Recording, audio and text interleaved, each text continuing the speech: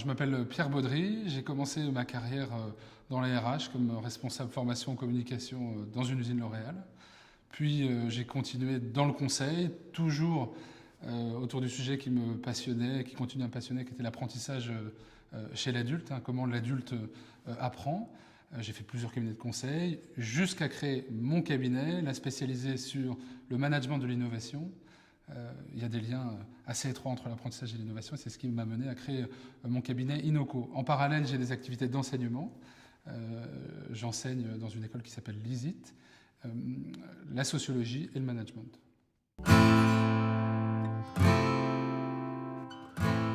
Alors, traditionnellement, à l'école, on apprend l'histoire des sciences comme une suite d'inventeurs, de Denis Papin à Steve Jobs, en passant par Alexander Fleming.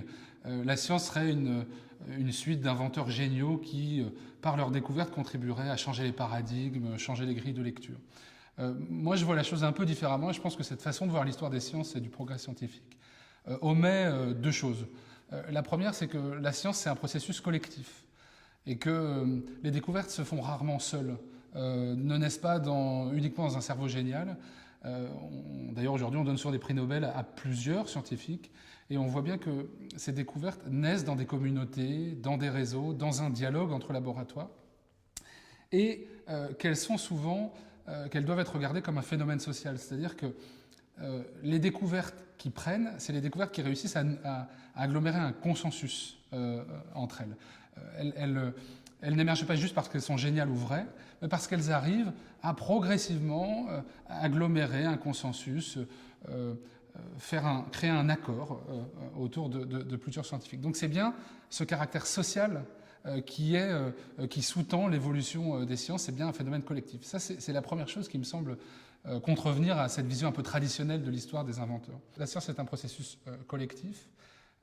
L'historien des sciences qui l'a bien montré, c'est Thomas Kuhn, dans son livre « Les révolutions scientifiques ».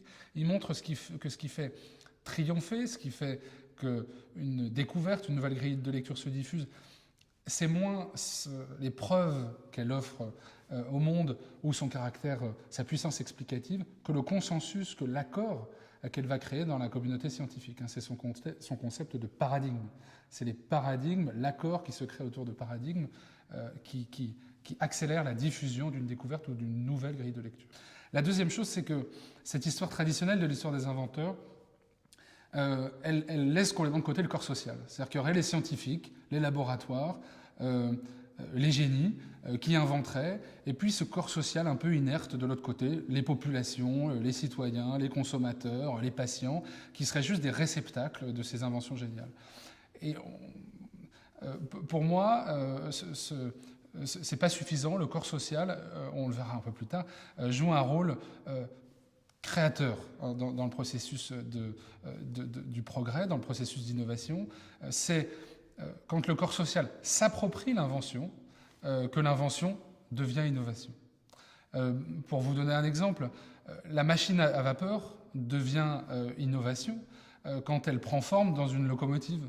Et quand cette locomotive est raccrochée à des trains, et que ces trains commencent à circuler partout dans l'Europe, que ces trains commencent à être utilisés par des commerçants, par des hommes politiques, et que tout ça vient considérablement changer le visage, la morphologie des échanges, des relations, des territoires dans l'Europe et en Amérique. C'est aussi l'iPhone, pour reprendre un exemple plus récent. L'iPhone ne devient iPhone que quand des milliers de développeurs lui rajoutent des applications. Sans toutes ces applications, l'iPhone, c'est juste un boîtier qui nous sert à téléphoner. C'est parce que toute une collectivité, toute une communauté s'est saisie de l'invention qu'elle devient innovation. Et Steve Jobs, aussi génial fut-il, n'avait pas prévu, n'avait pas envisagé le développement de toutes ces applications. Il n'avait pas envisagé qu'aujourd'hui l'iPhone puisse devenir une boussole, une lampe torche, une balance, un calculateur de fréquence cardiaque. Voilà, tout ça est venu à travers l'appropriation de l'invention par le corps social.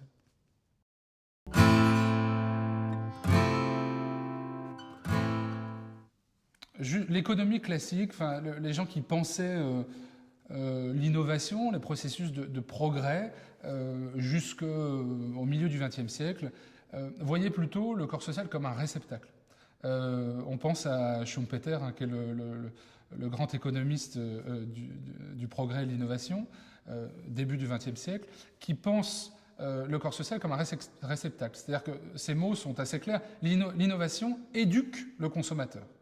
Donc on voit bien ce mouvement, on invente quelque chose et il faut l'enseigner, le transmettre. C'est le développement du marketing, l'idée de créer un désir autour d'un objet qui à l'origine n'est pas désirable. On a bien cette idée du corps social qui reçoit. À l'inverse, aujourd'hui, on commence à penser la relation entre l'invention et le corps social complètement différemment et voir que le corps social, en réalité, est créateur. Alors, et tout l'enjeu aujourd'hui des processus d'innovation dans les entreprises, mais aussi dans les administrations, hein, il y a des exemples sur l'invention de nouvelles politiques publiques qui sont tout à fait intéressants, c'est de voir comment associer l'utilisateur, les experts, les scientifiques, les gens du marketing, pour participer de façon synchrone, hein, j'insiste sur ce mot synchrone, non pas décalé dans le temps, mais au processus d'innovation. Et les entreprises qui ont bien compris ça aujourd'hui, je peux prendre 2 exemples, c'est par exemple évidemment Google qui lance sur le marché des innovations sans trop savoir à quoi ça va servir. En se disant que le corps social trouverait, ou ne trouverait pas d'ailleurs, des usages. S'ils n'en trouvent pas, on abandonne. S'ils en trouvent, on accompagne ce développement d'usage. On pense évidemment au Google Glass. Personne ne sait trop à quoi ça sert. Mais on se dit qu'en le lançant sur le marché, on verra les usages qui se développeront. Deuxième exemple, la robotique domestique, qui est vraiment à ses prémices. Il y a une entreprise française qui a lancé un petit robot qui s'appelle Nao, hein, c'est le petit robot qui fait à peu près 80 cm, et qui est un robot très très simple, qui coûte entre 7 et 12 000 euros en fonction de là où vous l'achetez, et on ne sait pas trop à quoi ça peut servir. On sait juste que ça peut avoir tant de mouvements synchronisés, que ça peut parler, que ça peut recevoir tant de stimulus, mais on n'en sait pas plus. Et cette entreprise a décidé de lancer sur le marché ce robot, Nao, et voir ce qui allait se passer.